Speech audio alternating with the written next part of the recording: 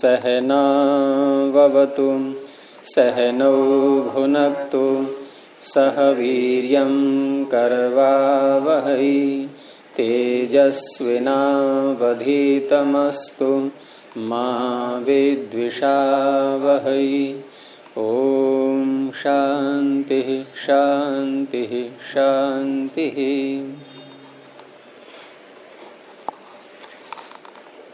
प्रथमा वृत्ति की 70वीं कक्षा।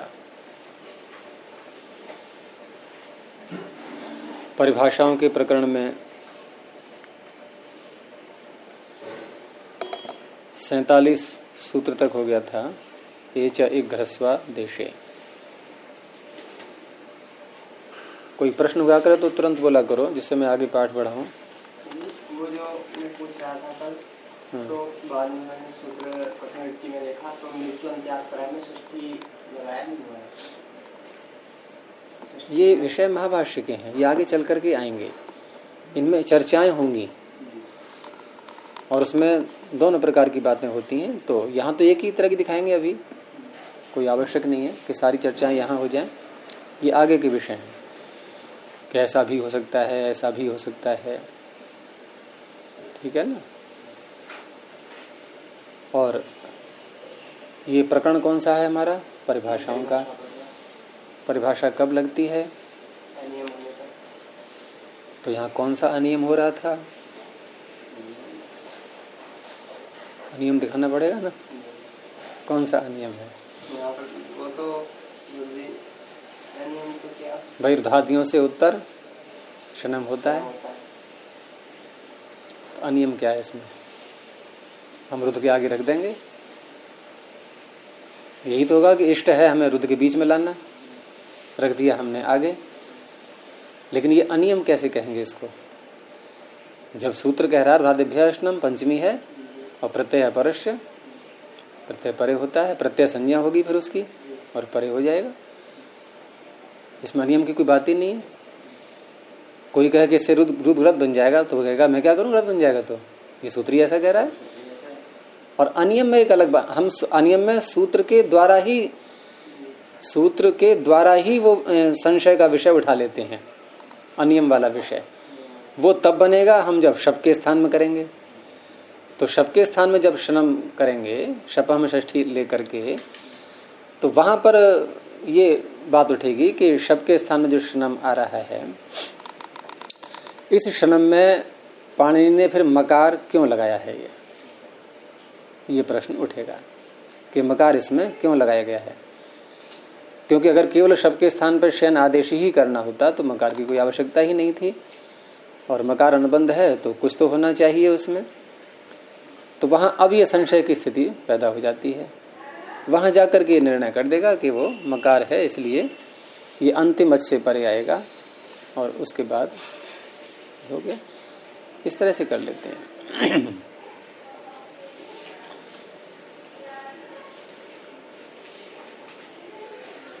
तो आगे सूत्र है षष्ठी स्थाने योगा।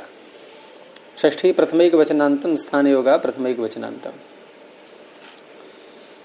स्थाने योगा, इसमें समास है। स्थाने योगः अस्याः, स्थान में योग है जिसका। स्थाने, स्थान में योगः माने संबंध। किसका? किसका है स्थान में संबंध? षष्ठी का। स्थाने योगः अस्याः, बहुरी समास है। बहुरी समास जो है विशेषण बनता है। तो किसका बना ये विशेषण? षष्ठी का। यानी स्थान में योग है जिसका, सा स्थाने योगा, वह स्थाने योगा कहलाएगी। अब यहां समास करके विभक्ति का लुक हो जाना चाहिए था। शब्द बनता स्थान योगा, षष्ठी स्थान योगा, लेकिन सप्तमी का यहां पर अलुक हो गया है। वो छठे अध्याय के तीसरे पाद में यह प्रकरण प्रारंभ होता है कि समास में किन किन सूत्रों के द्वारा और कहां कहां हम विभक्ति का अलुक करते हैं, ये आगे चल करके आएगा।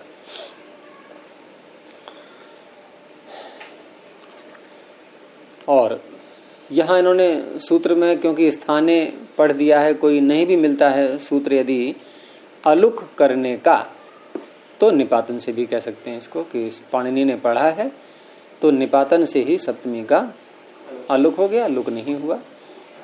सुपधातु प्रातिपदिक हो से जो लुक प्राप्त हो रहा था वो नहीं हुआ। अब ये क्योंकि परिभाषाएं हैं तो यहां भी फिर ऐसे ही अर्थ होगा कि अनियत योगा षष्ठी, ऐसी षष्ठी जो अनियत योग वाली है, जिसका अर्थ निश्चय नहीं हो पा रहा है, क्योंकि षष्ठी के बहुत सारे अर्थ होते हैं, तो किस अर्थ के साथ संबंध जोड़ें ये निश्चय नहीं हो रहा है, तो ऐसी षष्ठी अनियत योगा कहलाएगी। और अनियत योगा षष्ठी में ये परिभाषा लगेगी फिर कि अनियत योगा षष्ठी स्थाने योगा मंतव्या, अनियत संबंध वाली षष्ठी, अनियत संबंध वाली षष्ठी, उसका किस शब्द के साथ संबंध जुड़ जाएगा? स्थाने, इसके साथ सप्तम्यंती ही लेना है, यानी स्थाने इस शब्द के साथ संबंध जुड़ जाएगा उसका। तो जहां भी षष्ठी सूत्र में आएगी और अनियत योगा है तो वहां अर्थ करते समय उस शब्द के आगे हम स्थाने इसको और जोड़ देंगे।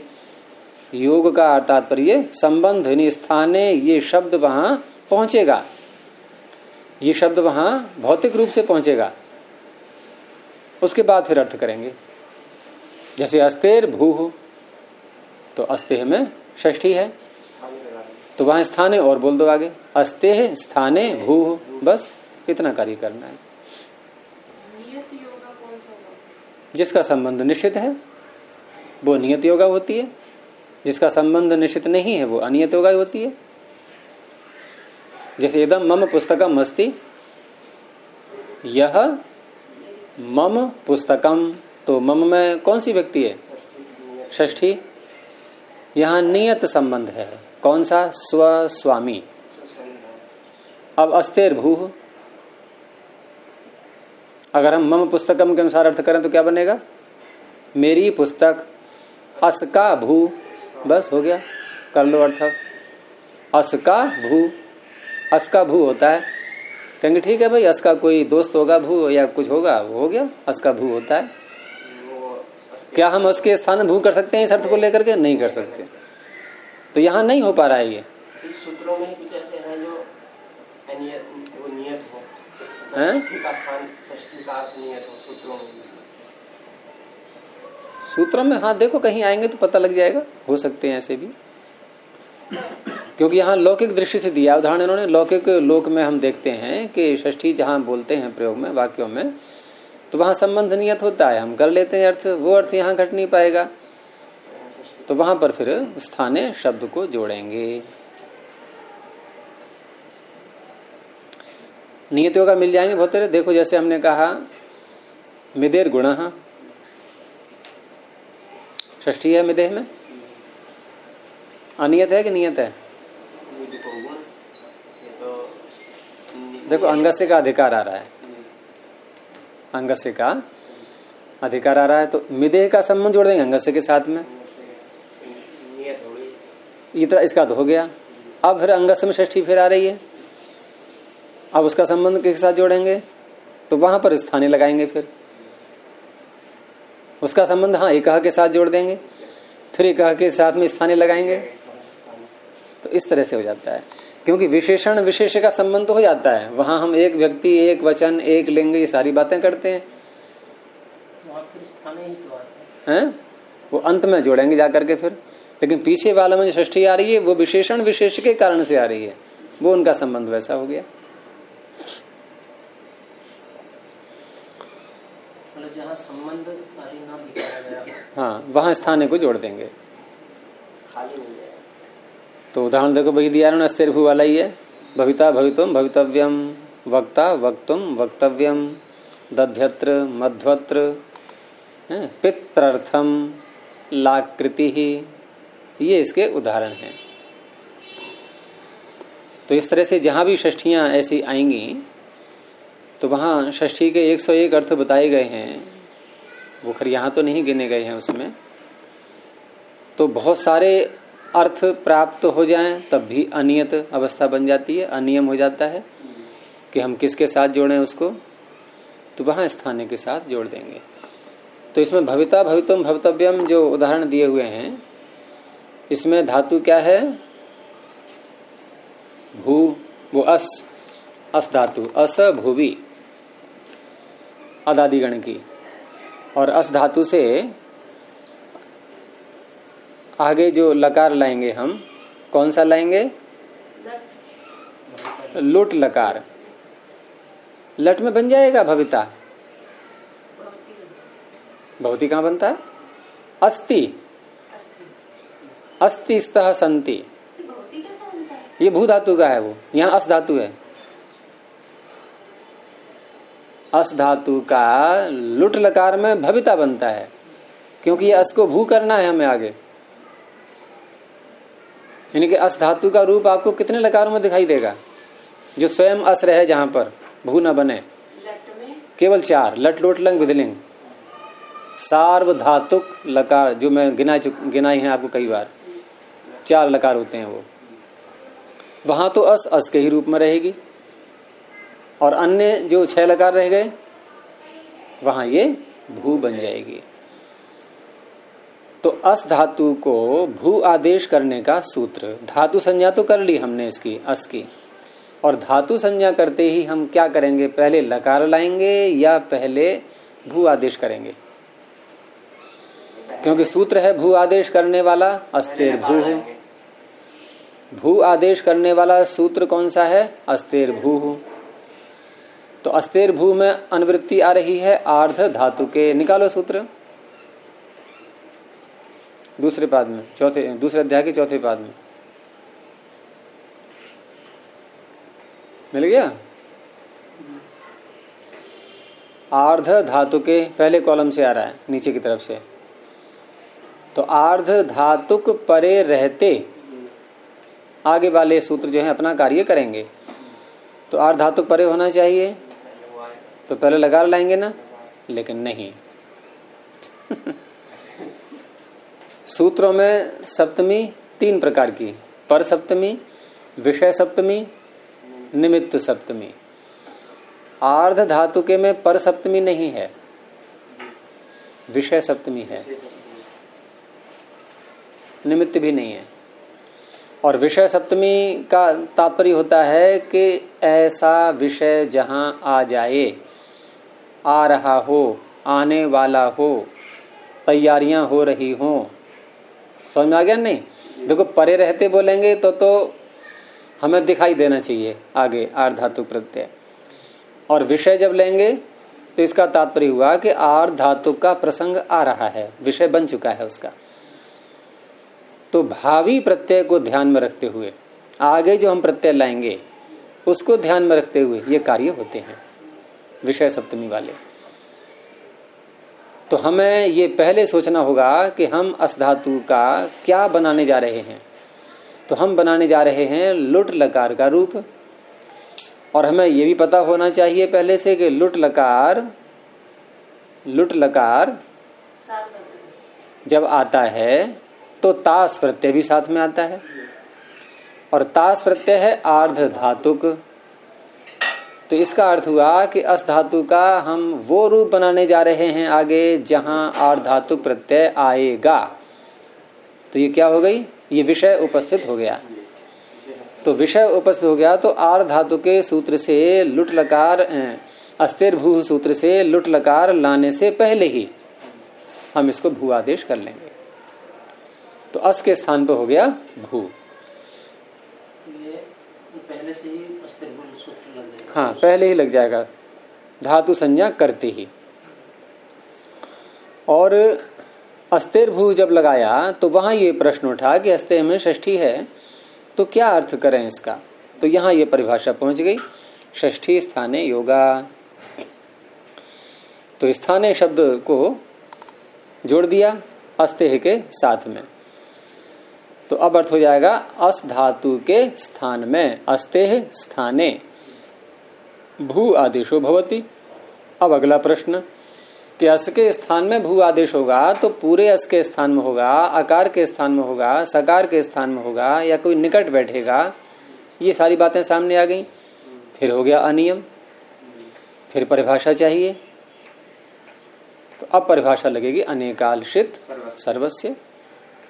जो आदेश अनेकाल होते हैं अथवा शित, तो यहां आदेश कैसा है? भू अनेकाल है या शित है? अनेकाल है। कितने अल हैं? एक ही है। एक ही है और अनेकाल भी है। बड़ा विचित्र उत्तर है आपका। पहले कहा आपने अनेकाल है भू, मैंने कितने अल हैं कि एक है? तो एक को एक अल वाला एक आल बोलेंगे, अनेकाल बोलेंगे? नहीं, अल कहा आपने, एक आल ऐसे कहा था, एक आच नहीं कहा था। और कहा था तो रिकॉर्डिंग है आपकी भी, सुन लेना पीछे, अपने आप सुनोगी कि मैंने क्या कहा था। तो दो अल हैं, भकार और ऊकार। अनेकाल हो गया तो पूरे अस के स्थान में हो जाएगा अनेकालशित सर्वस्य, सब के स्थान में।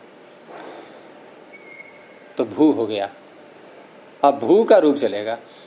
अब प्रक्रिया चलेगी। धातु का अधिकार अनद्यतने लुट लह कर्मणि च भावे चा कर्म के भ्यः। ये सब सूत्र लगते जाएंगे आगे। तो अनद्यतने लुट जो सूत्र है ये अनद्यतन काल में, कौन सा काल? भूत, भविष्यत या वर्तमान? तो ऊपर से भविष्यति की अनुवृत्ति आ रही है। तो अनद्यतन भविष्यत काल में लुट लकार होता है। इन ऐसा भविष्यत काल जो आज नहीं होगा, कल होगा, परसों होगा, आगे कभी भी होगा, उस क्रिया को कहने के लिए लुट लकार का प्रयोग होता है। लेकिन वाक्य में काल वाचक शब्द होना चाहिए। यदि हम ये नहीं बोलेंगे कि श्वः भविता, श्वः नहीं बोलेंगे, तो फिर भविष्यति भी हो सकता है, भले ही वो कल होगा, क्योंकि निश्चय नहीं हो पाया कब होगा। जब निश्चय नहीं होता है उसे कहते हैं सामान्य भविष्यत, तब तो लिट लकार ही होगा। और निश्चय हो गया है कि आज नहीं होगा, और अगर निश्चय कर लिया है और आज ही होगा, अद्य लगा दिया हमने, अद्य भविष्यति, तब भी भविष्यति बोलेंगे। अब अद्य भविता नहीं कह सकते, अद्य भविता अशुद्ध हो जाएगा, और श्वो भविष्यति अशुद्ध हो जाएगा। श्वो भविष्यति अशुद्ध है, अद्य भविता अशुद्ध है। लेकिन श्वो को भी हटा दो और अद्य को भी हटा दो, अब क्या बोलोगे आप? भविता या भविष्यति? अब भविष्यति बोलेंगे फिर, वो चाहे श्वः का हो चाहे अद्य का हो। तो कालवाचक शब्द वाक्य में होगा तब ये सूत्र लगते हैं। ऐसे ही भूतकाल में चलता है नियम ये।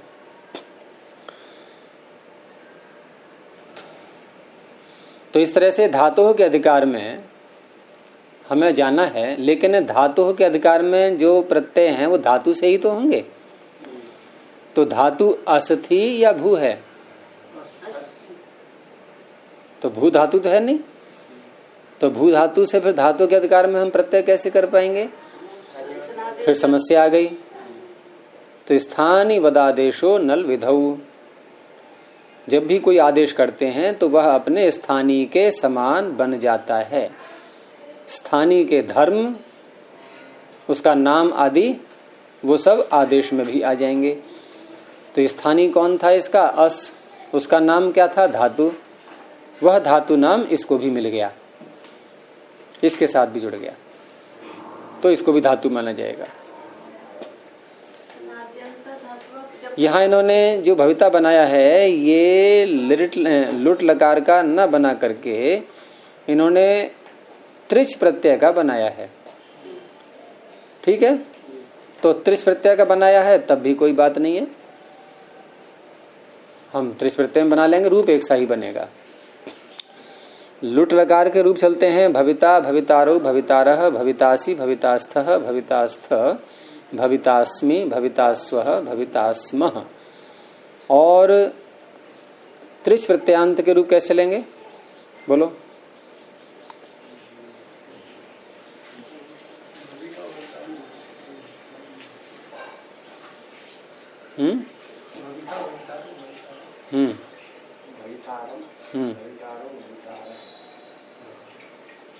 भवित्रीन,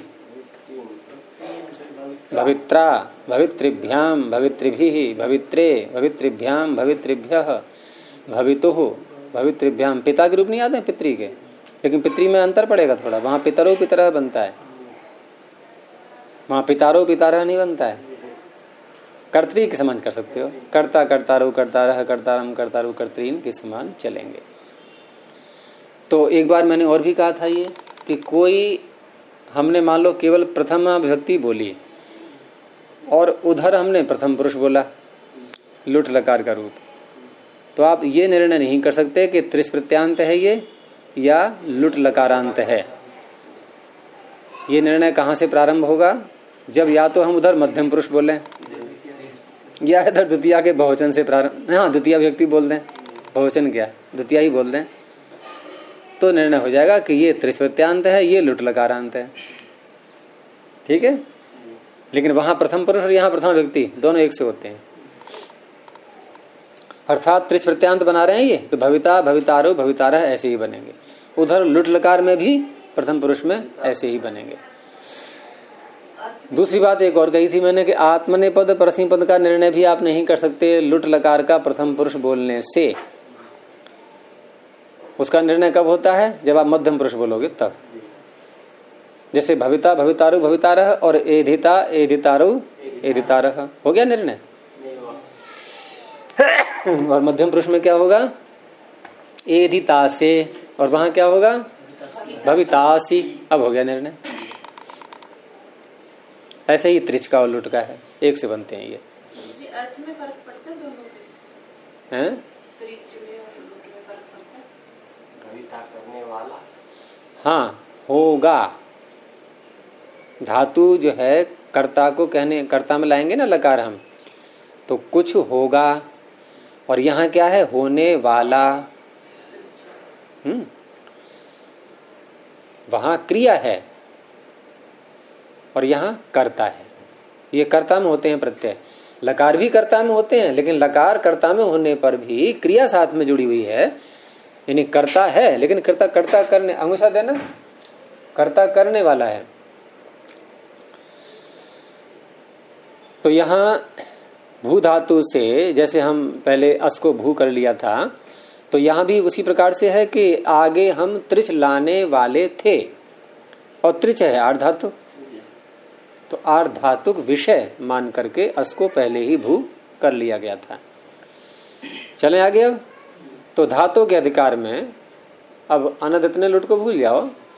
यहाँ क्या है सूत्र? अब अणुवुल त्रिचऊ, तो धातु से अणुवुल और त्रिच ये प्रत्यय होते हैं। तो कौन सा प्रत्यय करना है यहाँ? त्रिच। और त्रिच प्रत्यय आर्ध धातुक है या सार्वधातुक है? आर्ध धातुक। वलादि भी है, इसलिए अंगस्य के अधिकार में आर्ध धातु कस्येट वलादे है, इट आगम हो जाएगा। आद्यंतु टकितु से आदि में आ जाएगा। तो भू इट का ई और त्रिच का त्रि। अब अंगस्य के ही अधिकार में सार्वधातु कार्ध धातु कयो हो, इगंत अंग को गुण हो जाता है, सार्वधातुक और आर्धातुक प्रत्यय परे रहते, तो इगंत अंग को गुण हो गया। और गुण हो करके अब भू के स्थान में क्या बन जाएगा? भू बन जाएगा। तो भू के स्थान में गुण होकर के बन गया भो, और भो ई त्रि, गुण होकर के भो ई त्रि। अब क्या करेंगे? परः सन्निकर्षः संहिता, और संहितायाम के अधिकार में एचो यवा यावा। अब आदेश हो गया भवित्री।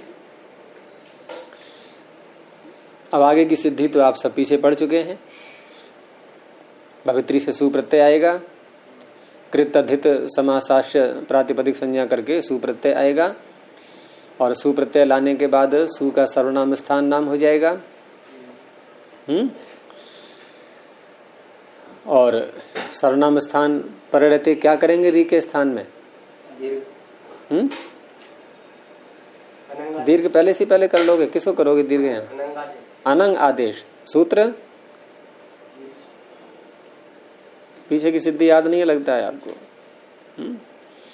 और ये सिद्धि आपकी उसी में आ चुकी थी अधेन गुणा में, चेता बनाया था वहां पर, चेता में भी त्रिश प्रत्यय करके बनाया था। तो अनंग आदेश करने वाला री के स्थान में अनंग आदेश करने वाला सूत्र कौन सा है? हाँ, रिद उशनस पुरुदंसो ने हसामच। निकालो सूत्र और देखो उसके ऊपर क्या है?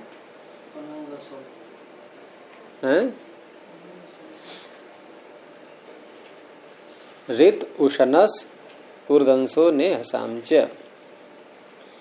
तो सु प्रत्यय पर रहते अनंग सौ पूरा ही सूत्र आ रहा है इसमें। सु प्रत्यय पर रहते रित और बाकी 3 शब्द हैं इसमें, उशनस, पुरुदंसस और अनेहस। हमारा कौन सा शब्द है यहाँ पर? रित, ऋकारांत। तो ऋकारांतस्य अंगस्य अनंग आदेशो भवति सौ परतः। और अनंग कैसा है? ङित। ङित होने से अनेकाल भी है ये, तो अनेकाल शित सर्वस्य का अपवाद है ङिच्य। तो ङिच्य से ये अंतिम अल के स्थान में होगा।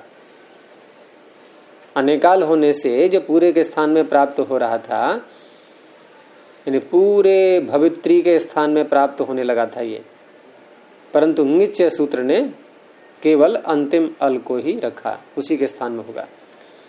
तो बन गया भवित्री री के स्थान में भवित अनंग, अनंग का बचेगा अन, भवित अन भवितन, भवितन सु।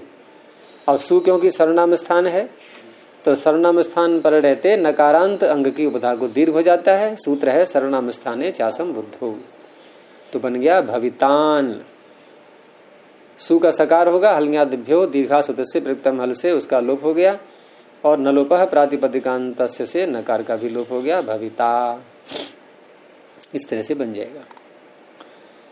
आगे है भवितुम भवितव्यम। तो भवितुम में भी अब कोई नया कार्य नहीं है। अगर लुट लकार में बनाते फिर आगे कैसे चलते? लुट लकार में फिर तिप प्रत्यय लाएंगे, तिप के स्थान पर लुटा प्रथम से डारू रसह से डा करेंगे, उधर तासी प्रत्यय होगा और इडागम भी होगा। तो भू ई तास और डा का आ। अब डा का डित होने से तास के टी भाग का लुप हो जाएगा, आस का तकार रह गया केवल, डा का आ है तो ता, और भू ई उधर गुण अवादेश भविता बन गया।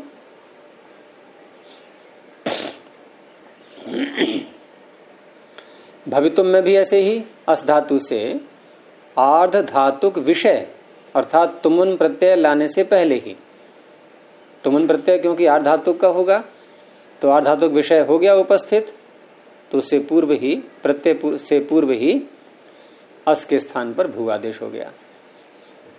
अब धातु के अधिकार में भू धातु से तुमुन प्रत्यय आएगा। तुमुन प्रत्यय का सूत्र कौन सा है? समान कर्तृकेषु तुमुन।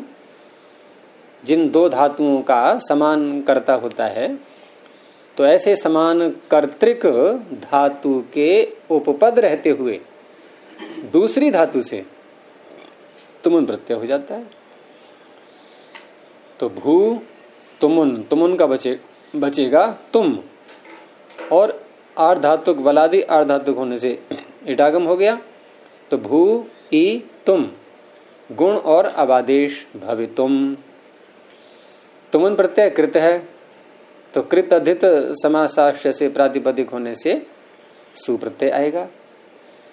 लेकिन तुमुन प्रत्यय कृत होते होते मकारांत भी है ये, तो मकारांत होने से कृन में जनतः, अगर कोई मकारांत कृत प्रत्यय हो और वह जिसके अंत में आ जाए तो उसकी अव्यय संज्ञा हो जाती है, तो अव्ययादाप सुपह से सु हट जाएगा, भवितुम ऐसा ही रहेगा।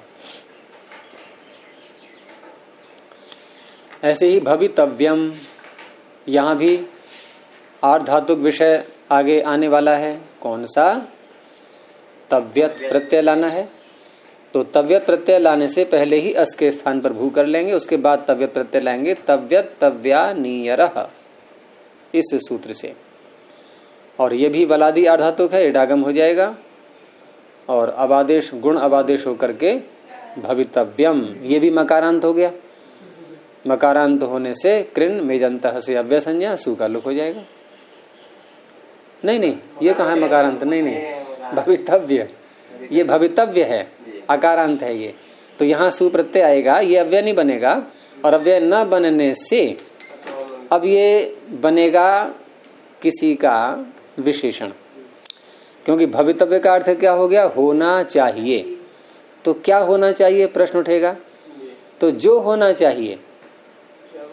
जैसे हम कहें चर्चा होनी चाहिए आज,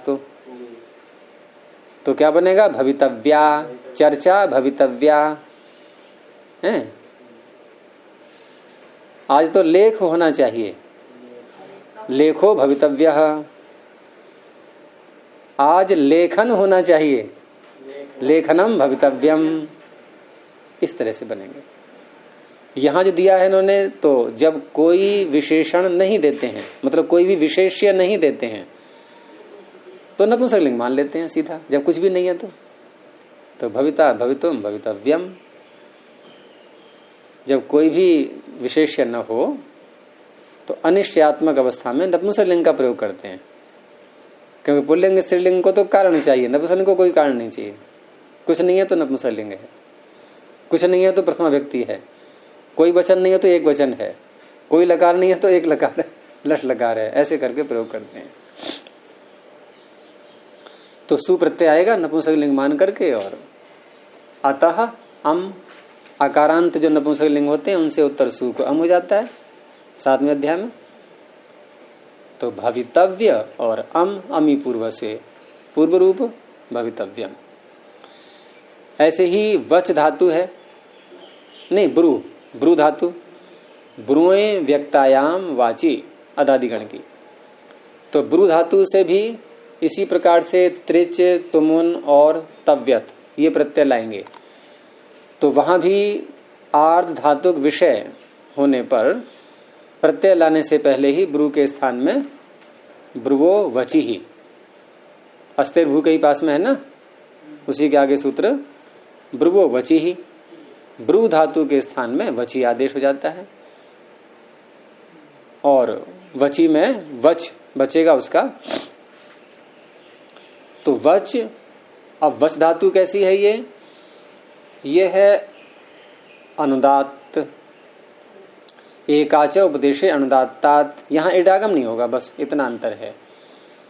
भविता भवितुम भवितव्यम में तीनों में इडागम हुआ था, क्योंकि भू में उ कैसा है, उदात्त। वच में व में अ कैसा है, अनुदात्त। ठीक है, तो इडागम नहीं होगा। तो वच और त्रिच प्रत्यय, वच त्रि, और चुहकु से चकार को हो जाएगा ककार, वक्त्री, ये मूल शब्द बन गया। इसके बाद फिर कृतदित समासाश्रय प्रातिपदिक संज्ञा करके सुप्रत्यय लाएंगे वैसे ही, और अनंगादेश हो जाएगा ऋदुषणस सूत्र से। और सर्वनाम स्थाने चासम बुद्ध से दीर्घ उपधा को, और नकार का और सकार का लोप होकर के वक्ता, तुमुन करेंगे तो वक्तुम, तव्यत करेंगे तो वक्तव्यम। ऐसे ही दधि और अत्र। तो दधि अत्र में यहां भी सूत्र जो लगेगा एको यणची, यहां एकह में षष्ठी आ रही है। तो एकह में षष्ठी का क्या अर्थ होगा, ये निर्णय करने के लिए इस सूत्र ने कह दिया स्थाने योगा। स्थाने को जोड़ दो उसके साथ में, तो अर्थ बन जाएगा एकह स्थाने यण भवति अचि परतः। एक के स्थान में यण हो जाता है, स्थान में अर्थ होकर के बात स्पष्ट हो गई। अब स्थाने अंतरतमः लगा करके, नहीं यथासंख्य मर्देशः भी कह सकते हैं वहां पर, और नहीं तो स्थाने अंतरतमः लगा करके। तो इकार के स्थान पर यकार हो गया दध्यत्र, मधुअत्र मध्वत्र, और पितृ अर्थम, तो री के स्थान पर रेफ हो गया पित्रर्थम। ऐसे ही लिरी आकृति ही है, षष्ठी समास कर सकते हैं यहां पर, लकार लिरी की आकृति, तो समास करके लिरी आकृति, तो लिरी को हो गया लकार। यणादेश होकर के लाकृति है। तो लाकृति का अर्थ क्या हो गया? लरी की आकृति। और यूं भी कह सकते हैं कि लस से आकृति ही लाकृति है।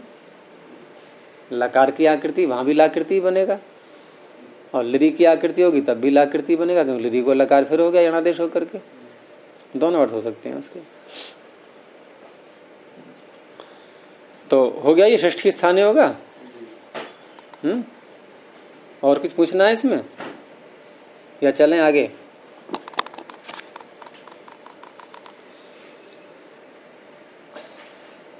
तो वक्ता का भी अगर हम उससे लुट लकार में बनाएंगे तो वक्ता किसका?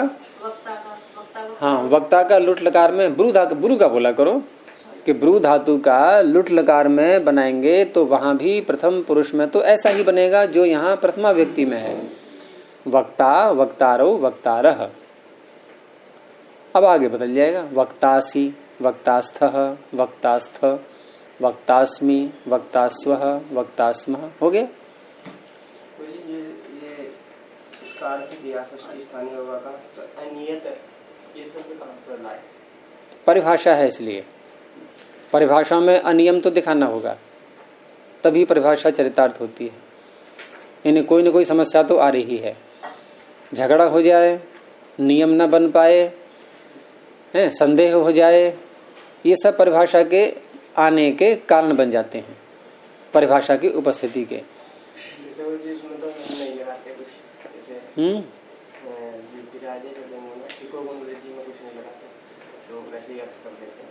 नहीं, वहां भी ऐसी करते हैं, एक स्थाने बोलते हैं। स्थाने जहां बोलेंगे वहां यही परिभाषा लगी हुई है। नहीं तो स्थाने कहां से आया शब्द, ये प्रश्न ये उठेगा। वहां भी ऐसी अर्थ करते हैं कि एक स्थाने ये गुण वृद्धि है। जैसे यहाँ ये शब्द अलग से लाए ना, अनियत सूत्रार्थ करने में, अच्छा ये सूत्रार्थ करने में अनियत शब्द अलग से लाए। अच्छा, वो परिभाषा इसलिए वहां कह रहे हो? हाँ, तो वहां भी यही समस्या है। वहां भी यही समस्या है कि गुण वृद्धि किसको करें। वो तो हो गया, कहाँ हो गया? कहाँ हो गया? मतलब ये वो जैसे हमने कहा कि सार्वधातु कार्धातु कयो हो, अंगस्य का अधिकार आ रहा है और अंगस्य में षष्ठी है, वहां ये षष्ठी स्थान होगा लग गया कि अंग के स्थान में गुण होता है। सार्वधातु को आर्धातु प्रत्यय परे रहते। करो निर्णय। अब किसको करें गुण? प्रश्न ही उठेगा। तो गुण करेंगे तो गुण किसको करेंगे? तो इको गुण दे दिया जाएगा। हैं?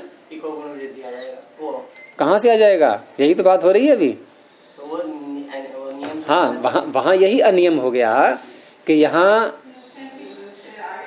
पहले अंग ले लो, कौन सा ले लो? जैसे ची ले लिया हमने, ची धातु ले ली चेता बनाने के लिए, और त्रिश प्रत्यय आगे है, अब लगाया साधातु कधातु कयो हो।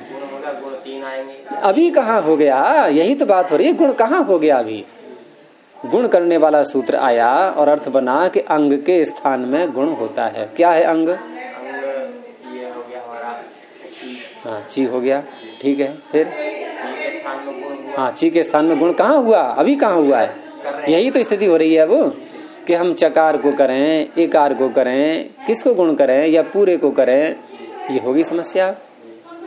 बस अब समस्या का निराकरण करने के लिए सूत्र आ गया, परिभाषा आ गई कि यदि कहीं पर जिसको गुण करना है उसका निर्देश यदि नहीं किया गया है तो उस अवस्था में इकह को जोड़ लेना। इकह पहुंच जाएगा। इकह पहुंच गया। अब इकह पहुंच गया, अब भी समस्या है थोड़ी सी कि इकह पहुंच गया तो इकह पहुंचने के बाद भी अर्थ कैसे बनेगा कि अंग के एक के स्थान में गुण होता है, अंग के एक के स्थान में गुण होता है, या एक जिसके अंत में है ऐसे अंग को गुण होता है। तो वहां क्योंकि विशेषण जब भी लग जाता है, किसी का विशेषण बनता है, जब भी इकह शब्द ये विशेषण बनेगा किसी का, या अन्य कोई भी शब्द हो, और वहां एक वर्ण गृहीत होता हो कभी भी, जैसे एक क्या है, ये प्रत्याहार है, और प्रत्याहार जब भी किन्हीं सूत्रों में आते हैं वहां एक ही वर्ण होता है हमेशा, सारे तो नहीं होते ना, एक ही होता है। तो यहां पर अब सूत्र लग जाएगा, परिभाषा लग जाएगी, ये न विधि तदंतस्य, कि यदि किसी विशेषण को कह करके कोई विधि की जा रही है, जैसे यहाँ अंग है, अंगस्य, और इकह बन गया उसका विशेषण, तो विशेषण को लेकर के अब विधि की जा रही है, गुण रूपी विधि। तो वहां और एक हमें एक वर्ण लेना है हमें कोई भी, तो अब यहां पर अंत शब्द जुड़ जाएगा, तदंतस्य। अब अर्थ करेंगे इगंतस्य अंगस्य गुणो भवति। और जहां पर विशेषण नहीं बनता है, जहां पर विशेषण नहीं बनता है कोई शब्द, तो वहां पर अंत शब्द नहीं जोड़ते हैं, फिर वहां सीधा ही अर्थ हो जाएगा उसके स्थान में। जैसे अस्तेर भू, तो अस जिसके अंत में है उसको भू करेंगे, क्योंकि अस्तेह किसी का विशेषण है ही नहीं है, अस के स्थान में भू होता है। लेकिन हमने कहा एरच, एरच क्या अर्थ है? ई से अच प्रत्यय होता है। क्या है ई? हम कहेंगे धातु का अधिकार आ रहा है, बस यही चाहिए था हमें। धातु का अधिकार आते ही ई बन गया धातु का विशेषण, और ई है एक वर्ण। अब अंत जुड़ जाएगा कि ई जिसके अंत में है ऐसी धातु से अच होता है। अगर केवल ई से धातु से अच करेंगे तो इण गतौ, इक स्मरणे, इंग अध्ययने, इनसे तो हो जाएगा। और जो अन्य एकारांत हैं उनसे, जैसे ची, जी, इनसे नहीं हो सकता। तो इसलिए परिभाषाएं बनाई जाती हैं। तो अनियत अवस्था तो दिखाई जाएगी सब जगह, कहीं भी हो परिभाषा लगाएंगे हम तो कुछ न कुछ समस्या जरूर वहां प्रदर्शित की जाएगी, तभी होगा, वैसे नहीं होगा। और ये सारी परिभाषाएं ऐसी ही हैं। ये ना गुरु जी, जैसे एरच जो है सूत्र का सामर्थ्य तो हो गया, परिभाषा जो है कि ई धातु है, हम लगाएं क्योंकि जब कुछ ना मिलता तब विगंध हम सोचते कि नहीं, आपने सूत्र का तो सामर्थ्य पूरा कर लिया, लेकिन सूत्र बनाए गए हैं शब्द साधुत्व के लिए। तो पाणिनि के पास में शिष्य पहुंचा और बोला, गुरुवर आपने ये अयह शब्द तो बना लिया इण धातु से, लेकिन ये चयः जयः ये भी प्रयोग में आ रहे हैं, ये कैसे बनाओगे आप? क्या उत्तर देंगे पाणिनि अब? क्योंकि सूत्र का अर्थ है ई धातु से अच प्रत्यय होता है। तो या तो पाणिनि, या तो शिष्य कहेगा कि आप दूसरा सूत्र बनाइए, या फिर कोई मुझे बताइए विशेष बात जिससे ये भी सिद्ध हो जाए, सिद्ध ये भी करने हैं। तो अब उन्होंने परिभाषा बना दी कि हम इसी सूत्र से ये सिद्ध करेंगे, एरस से ही, चया जया को अलग सूत्र नहीं बनाएंगे। तो क्योंकि शब्द साधुत्व दिखाने के लिए व्याकरण सार्थक होता है। आप एक सूत्र को सार्थक मत करो, शब्द साधुत्व जो पूरा एक समुदाय है शब्दों का, उनका साधुत्व करना है, और उनको दृष्टि में रखते हुए शास्त्र की रचना की गई है। अब उसमें अगर कमी आ रही है कि शब्द तैयार हैं और उनका बनाने वाला कोई सूत्र है ही नहीं, तो ऐसा शास्त्र फिर निरर्थक हो जाएगा, वो अधूरा कहलाएगा। तो सारी बातें उसी में से निकालनी है उन्हें। चलिए आगे। तो अगला सूत्र है स्थानेन्तरतमः। स्थाने सप्तम एक वचनांतम, अंतरतमः प्रथम एक वचनांतम। अब इसमें जो है मुख्य शब्द क्या है? अंतरतमः। अब अंतरतमः में तम प्रत्यय दिख रहा है, अंतर शब्द से, अंतर शब्द से तम प्रत्यय। और तम प्रत्यय जिस अर्थ में आता है पहले में वो देखना होगा कि ये जो प्रत्यय आते हैं तरप हो या तमप हो, ये अतिशायन और दो में से एक को छांटना, दो में से एक को छांटना और अतिशायन, दो में से एक को छांटना है तो अतिशायन शब्द आप न भी बोलो, कुछ नहीं। तो पहले क्या है? द्विवचन विभज्योपदे तरबी यसनो। द्विवचन दो पदार्थ किए हमने और उनका विभज्य विभाग कर दिया, द्विवचन विभज्य। अब उनमें से एक को लेना है, तो द्विवचन विभज्य उपपदे तरब ईयसुन, ये दो प्रत्यय होते हैं। और अतिशायन होगा, अतिशायन तब कहेंगे हम जब बहुतों में से किसी एक को लेंगे, यानी जो बिल्कुल सबको अतिक्रांत कर गया है। अतिशायन सबको, अतिशायन का तात्पर्य होता है जैसे उसमें योग दर्शन में सूत्र आता है, तत्र निरतिशयम सर्वज्ञ बीजम, जिसके नीचे सब हो जाते हैं जो सबसे ऊपर हो जाता है। ये जो प्रक्रिया है इसे कहते हैं अतिशायन। पुरुष की परिभाषा में ना, पुरुष विशेषः। हाँ, तुम्हें सुस्ती आ रही है नवीन? ये ठोड़ी नीचे रखने का तात्पर्य यही होता है, सीधे बैठा करो बिल्कुल। तो अतिशायन अर्थ में तम प्रत्यय होगा, और यहां है तम या तरफ नहीं है, अंतर तमह, अंतर तरह नहीं है। तो इसका अर्थ है कि बहुत सारी चीजों में से किसी एक को निकालना है।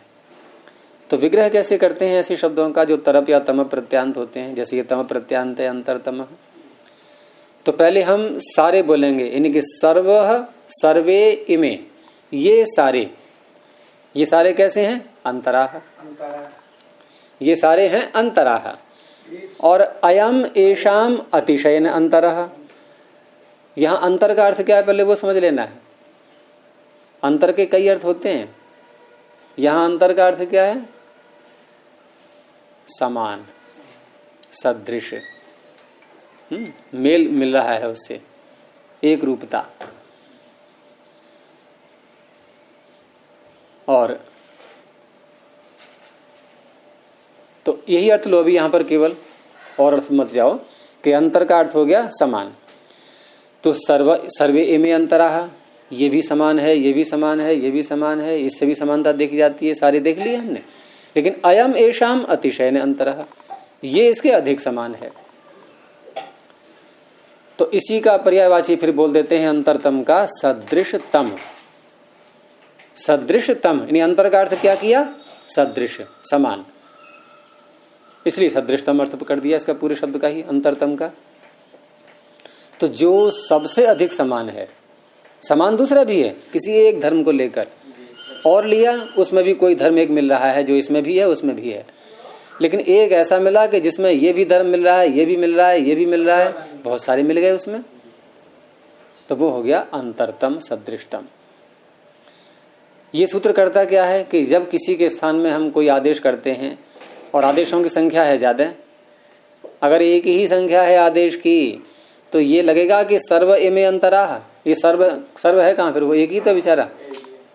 अस्तेर भू, अस के स्थान पर भू किया, तो अस के स्थान में कितने प्राप्त हो रहे हैं? अब एक ही तो प्राप्त हो रहा है, तो एक में क्या छटनी होगी? अब बहुत सारे प्राप्त हो तब बात अलग है। जैसे गुण करते हैं, वृद्धि करते हैं, 3 आते हैं एक साथ में, ऐसे स्थलों पर यह परिभाषा लगती है। तो सर्व इमे अंतराह अयम एषाम अतिशयन अंतरः अन्यतरतमः, वो अंतरतमः, उसी का अर्थ कर दिया सदृशतमः।